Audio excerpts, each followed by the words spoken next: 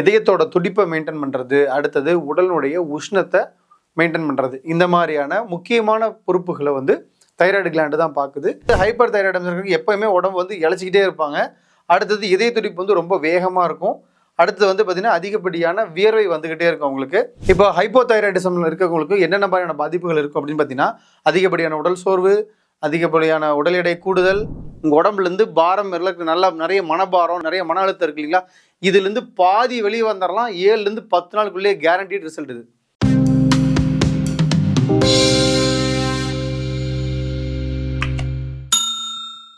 அனைவருக்கும் வணக்கம். நான் உங்கள் ஹீரல் சக்திவேல்ராஜ் பேசுகிறேன். இப்போ இந்த வீடியோ பதிவு எதுக்காகன்னு பார்த்தீங்கன்னா, தைராய்டு பற்றின முழுமையான ஒரு விழிப்புணர்வு கொடுக்கறதுக்காக தான் இந்த பதிவு. இப்போது தைராய்டோடைய ஃபங்க்ஷன் என்ன அப்படின்னு பார்க்குறப்போ, அது என்ன வேலை செய்யுது அப்படின்னு பார்த்தீங்க அப்படின்னா, நம்ம உடம்போடைய உடல் எடையை மேனேஜ் பண்ணுறது, உடலுக்கு கூடிய சக்தியோடைய வந்து பிரித்து கொடுக்குறது, எல்லா உறுப்புகளுக்கும் தேவையான சக்தியை பிரித்து கொடுக்குறது, இதயத்தோட துடிப்பை மெயின்டைன் பண்ணுறது, அடுத்தது உடலுடைய உஷ்ணத்தை மெயின்டைன் பண்ணுறது, இந்த மாதிரியான முக்கியமான பொறுப்புகளை வந்து தைராய்டு கிளாண்டு தான் பார்க்குது. T3 டெஸ்ட்டில் வந்து நம்ம T3 T4ன்னு சொல்லுவோம். இப்போ அதில் 2 வகையான தைராய்டு, இது எல்லாருக்கும் ஊருக்கே தெரிஞ்சது தான். பட் இருந்தாலும் நான் ஒரு தடவை எக்ஸ்பிளைன் பண்ணிடுறேன். Hyper thyroid, hypo thyroid. Thyroid gland வந்து அதிகமாக சுரந்ததுன்னா ஹைப்பர், ரொம்ப குறைவாக சுரந்ததுன்னா ஹைப்போ. இப்போ ஹைப்போ தைராய்டிசம்ல இருக்கவங்களுக்கு என்னென்ன மாதிரியான பாதிப்புகள் இருக்கும் அப்படின்னு பார்த்தீங்கன்னா, அதிகப்படியான உடல் சோர்வு, அதிகப்படியான உடல் எடை கூடுதல், குளிர்ச்சி அதிகமாக உணருவாங்க, முடி அதிகமாக உதிரும், கவனக்குறைவு அதிகமாக இருக்கும், மலச்சிக்கல் அதிகமாக இருக்கும். கவனக்குறைவு அப்படிங்கிறப்ப ஒரு வேலை செஞ்சுட்டு இருப்பாங்க, அதை பாதியிலே விட்டுட்டு அடுத்த வேலைக்கு போவாங்க, அதையும் முழுசாக செஞ்சு முடிக்காமல் இன்னொரு வேலைக்கு போயிடுவாங்க. அப்போது எதையுமே முழுசாக செஞ்சு முடிக்காத ஒரு மனநிலையில் இருப்பாங்க. வண்டி எடுப்பாங்க ஒரு இடத்துக்கு போகணும் அப்படின்னு, அந்த இடத்துக்கு போகாமல் வேற ஒரு இடத்துக்கு போயிடுவாங்க. ஸோ இந்த மாதிரியான கவனச்சிதறல்கள் வந்து ரொம்ப அதிகமாக இருக்கும். அடுத்தது ஹைப்பர் தைராய்டு எப்போயுமே உடம்பு வந்து இழைச்சிக்கிட்டே இருப்பாங்க. அடுத்தது இதய துடிப்பு வந்து ரொம்ப வேகமாக இருக்கும். அடுத்தது வந்து பார்த்திங்கன்னா அதிகப்படியான வியர்வை வந்துக்கிட்டே இருக்கும் அவங்களுக்கு. பதட்டம், படபடப்பு, தூக்கமின்மை, இந்த மாதிரியான நிறைய பிரச்சனைகளால் அவதிப்படுவாங்க. ஸோ இப்போ இந்த தைராய்டு கிளாண்டுக்கு வந்து பார்த்தீங்க அப்படின்னா, இப்போது நம்ம உச்சந்தல்லேருந்து உள்ளங்கால் வரைக்கும் இருக்கக்கூடிய எல்லா செல்களுக்குமே வந்து நம்ம சாப்பிட்ற சாப்பாட்டிலேருந்து சத்து எடுத்துக்குது. அப்போ சேம் இதே மாதிரி தான் தைராய்டு கிளாண்டும். நம்ம உணவு பழக்கங்களை மாற்றினாலே தைராய்டு கிளாண்டோடைய மிகப்பெரிய பாதிப்புகள் வந்து நம்ம வந்து வெளியே வரலாம். அடுத்து வந்து பார்த்திங்கன்னா, இதுக்கு முழுமையான தீர்வு என்ன அப்படின்னா, இதற்கு மருத்துவம் மட்டும்தான் தீர்வு. அலோபதி விருப்பம் இருக்கிறவங்க அலோபதி பக்கம் போயிடுறாங்க, சித்தா விருப்பம் இருக்கிறவங்க சித்தா மருத்துவத்துக்கு வந்துடுறாங்க. ஸோ என்னோட அனுபவத்தில் நான் இவ்வளோ நாள் தைராய்டு பிரச்சனை இருக்கவங்கள பார்த்த அனுபவத்தில் சொல்லும்போது, நான் பார்த்த வகையில் சித்த மருத்துவம் ஒரு சிறந்த ஒரு நல்ல தீர்வாக இருக்குது. ஸோ இப்போ இதுக்கு வந்து டயட் என்னன்னு பார்த்தீங்க அப்படின்னா, முதல்ல என்ன தவிர்க்கணும் அப்படின்னு பார்க்கும்போது, மெயினாக நம்ம வந்து பார்க்க வேண்டியது வந்து பால், டீ, காஃபி, தயிர் கண்டிப்பாக வந்து அவாய்ட் பண்ணிடணும். இட்லி, தோசை, சப்பாத்தி, பருப்பு ஐட்டங்கள் எல்லாமே, ஃபாஸ்ட் ஃபுட் ஐட்டங்கள் கம்பல்சரி தவிர்க்கணும். உதாரணத்துக்கு, சார் நான் வந்து இட்லி, தோசை, சப்பாத்தி தானே வீட்டில் டெய்லி செஞ்சு சாப்பிட்டே இருக்கேன், துவரம்பருப்பு குழம்பு, துவரம்பருப்பு சாம்பார், சட்னி, தேங்காய் சட்னி, கொத்தமல்லி சட்னி, புதினா சட்னி, புளிக்குழம்பு, இந்த மாதிரி குழம்பு தான் சார் நான் டெய்லி சாப்பிட்ருக்கேன் அப்படிங்கிறாங்க. ரைட்டு, இதெல்லாம் சாப்பிட்டா நல்லது, உண்மைதான். இப்போ பருப்புலாம் சாப்பிடாம விட்டால் ப்ரோட்டீன் கிடைக்காம போயிடும், சத்து கிடைக்காம போயிடும் அப்படிங்கிறதெல்லாம் உண்மைதான், இல்லைன்னு சொல்ல வரல. இப்போ இதெல்லாம் சாப்பிட்றீங்களே, இதெல்லாம் ரொம்ப நல்லது தானே, ஏன் நீங்கள் நோயாளியாக இருக்கீங்க? இதெல்லாம் சாப்பிட்டா நல்லதுன்னு தானே சொல்கிறாங்க, ஊரே உலகமே இதுதானே சாப்பிடுது, இதெல்லாம் சாப்பிட்டு ஏன் நோயாளியாக இருக்கீங்க? இந்த கேள்வி உங்கள்கிட்ட என்னைக்காவது உங்களுக்குள்ளே நீங்கள் கேட்டிருக்கீங்களா? அப்போ நல்லா புரிஞ்சுக்குங்க, நல்ல உணவுகளை நம்ம இன்றைக்கி நம்ம கடைபிடிக்கிறதே இல்லை. நம்ம கடைபிடிக்கக்கூடிய உணவுகள் எல்லாமே உணவுகள் மாதிரி தான், உணவுகள் கிடையாது.